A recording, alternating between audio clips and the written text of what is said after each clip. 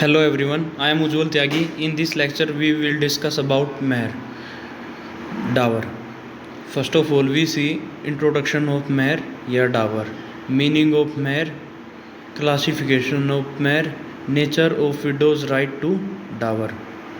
Let's start this video.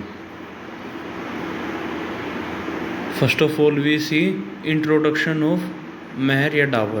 The concept of Dower for all Muslims are governed by Muslim personal law. जो concept of Dower है सभी Muslims के लिए वो govern कहाँ से होता है? मुस्लिम पर्सनल लॉ से. Under Muslim law dower is known as mehr. Muslim law में डावर को क्या कहा जाता है? मेहर. Mehr is the sum of money that the husband has to pay to the wife on marrying her. ये सम ऑफ मनी है जो हस्बैंड पे करता है अपनी वाइफ को शादी के समय. The concept of the husband giving payment to the wife on marriage as a means of financial support in her old age. ये क्यों दी जाती है? फाइनेंशियल सपोर्ट वाइफ को देने के लिए in her old age. In Muslim law mehr solely belongs to the wife. और मेहर किसको बिलोंग करता है? Absolutely to the wife. Meaning of mehr. In the literal sense the Arabic term mehr means dower. जो मेहर है वो अरेबिक टर्म है जिसका मतलब डावर है. It is the sum of money और property that becomes payable by the husband to the wife on marriage. या तो ये सम ऑफ मनी होगा या प्रॉपर्टी होगी जो पेएबल होगी by the husband to the wife on marriage. The mehr is executed either by agreement between the parties और by operation of law. जो मेहर वो एग्जीक्यूट कैसे होगी? या तो एग्रीमेंट से एग्रीमेंट बिटवीन द पार्टीज और बाय ऑपरेशन ऑफ लॉ या लॉ के थ्रू. Various jurists have tried to define mehr. देखते हैं. अकॉर्डिंग टू विल्सन, मेहर और dower was a form of consideration for the surrender of a person by the wife. Wilson ने बताया कि जो मेहर और डावर है वो फॉर्म ऑफ कंसिडरेशन है for the surrender of a person by the wife. According to Mulla, a dower is either a sum of money or property which the wife is entitled to receive in the consideration of marriage from the husband. मुल्ला बताते हैं कि जो डावर है या तो वो सम of money है या प्रॉपर्टी है जो कि वाइफ एंटाइटल्ड होगी रिसीव करने के लिए इन consideration of marriage from the husband से. अकॉर्डिंग टू अमीर Ali, a dower is a kind of consideration that belongs to the wife. अमीर अली बताते हैं कि जो डावर है वो काइंड ऑफ कंसिडरेशन है जो बिलोंग्स करता है वाइफ को. In the case of Abdul Kadir versus Salima 1886, ये हमने पहले भी डिस्कस किया है. इस केस में क्या एड किया है जस्टिस महमूद ने कि जो डावर है अंडर मुस्लिम लॉ वो सम ऑफ मनी है या प्रॉपर्टी है जो कि प्रोमिस की जाती है हस्बैंड टू बी पेड और deliver to the wife in consideration of marriage के बदले. And even if the dower is not expressly mentioned at the time of marriage the wife still has the right of dower. अगर वो mention भी नहीं है तब भी wife का राइट है ऑफ डावर है. The conflict between the term mehr और डावरी. क्या कॉन्फ्लिक्ट है जो टर्म है मेहर और डावरी में? The above two terms have some distinct differences. जो अबव टू टर्म्स हैं उनमें कुछ सम डिस्टिंक्ट डिफरेंसेस हैं. In Muslim law the concept of mehr is to ensure women's financial security.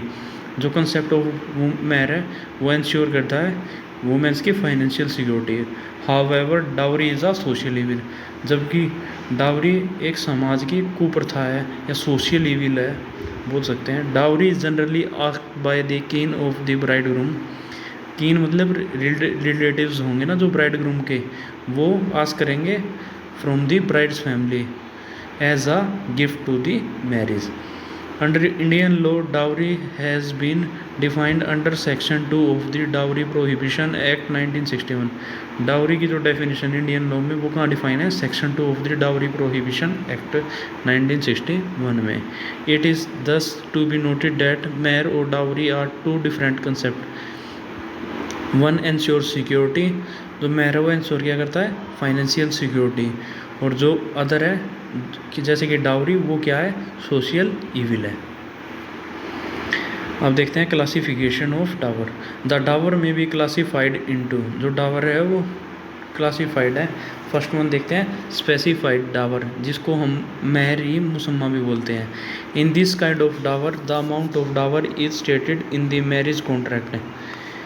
इस काइंड ऑफ डावर में जो अमाउंट ऑफ डावर है ना, स्टेटेड किया गया है, जो वो मैरिज कॉन्ट्रैक्ट में होता है कि कितना अमाउंट पे होगा, वो सब कुछ मैरिज कॉन्ट्रैक्ट होगा उसके अंदर होगा, अमाउंट फिक्स हो जाता है शादी से पहले।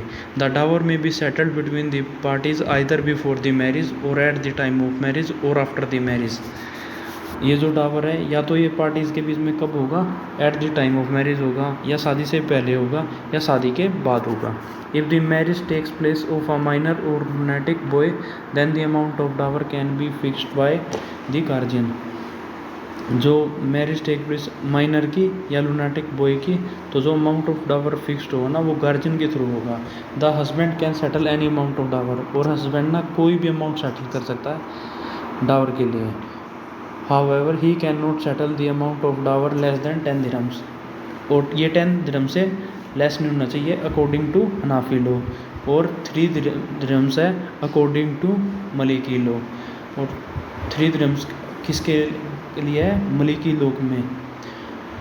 दिरहम्स कहाँ की करेंसी है, साउथ अरेबिया की करेंसी है। दुबई में दिरहम्स यूज़ होते हैं, जैसे हमारे यहाँ की रुपीज़ करेंसी है ना, ऐसे ही सऊदी अरेबियन कंट्रीज़ में दिरहम्स वहाँ की करेंसी है। आगे देखते हैं, Shia law does not state any minimum amount of dower, लेकिन सिया लॉ में मिनिमम अमाउंट ऑफ डावर नहीं है। In the case of those husbands who are very poor and are not in a position to pay 10 dirhams, then according to the Prophet, they are directed to teach the Quran to the wife instead of dower. जहाँ पे husband poor होते हैं वहाँ पे क्या है, इसमें क्या क्या गया है प्रोफेट मोहम्मद के द्वारा कि वो अपनी वाइफ को कुरान टीच करेंगे।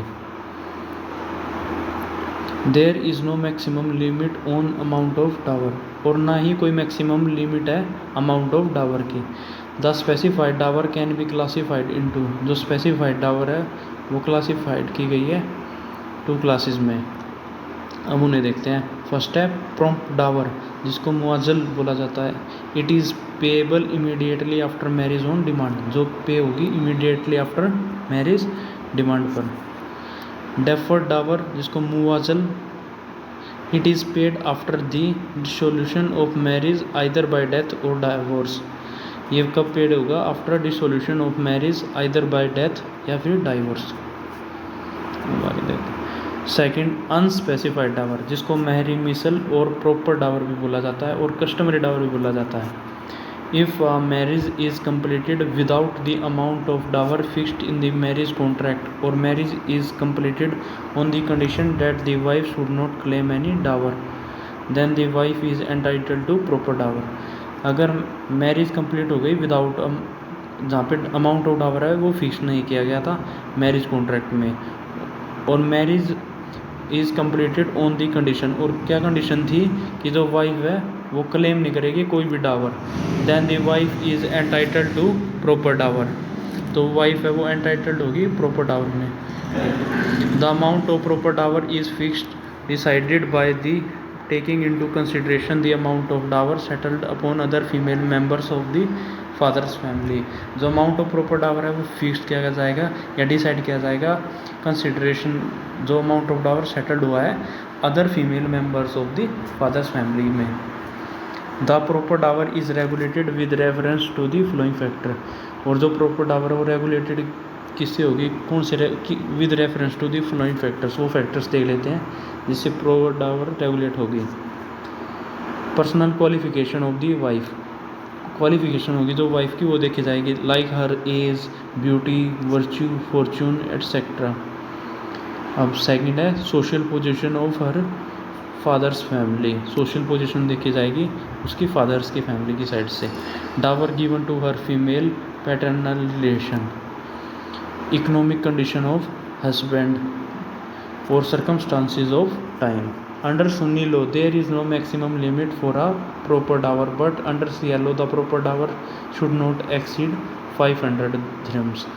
सुन्नी लॉ में मैक्सिमम लिमिट नहीं है प्रॉपर डावर की, लेकिन सिया लॉ में प्रॉपर डावर की एक्सीड नहीं कर सकती 500 दिरहम से। अब देखते हैं nature of widow's right to dower. क्या होता है विडोज़ राइट टू रिटेंशन?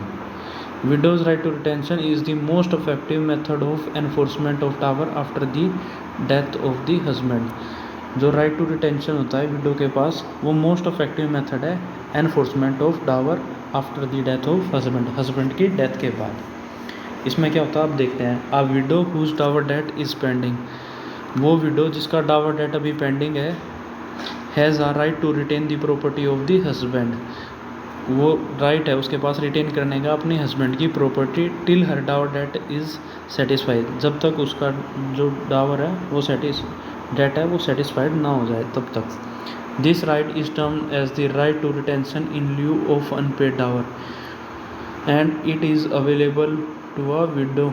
ये अवेलेबल किसके होता है? विडो को। Whether there is any agreement between the parties for this right और नॉट, जबकि कोई एग्रीमेंट पार्टीज के बीच में हुआ हो इस राइट का या फिर नहीं हुआ। Right to retention is a right of Muslim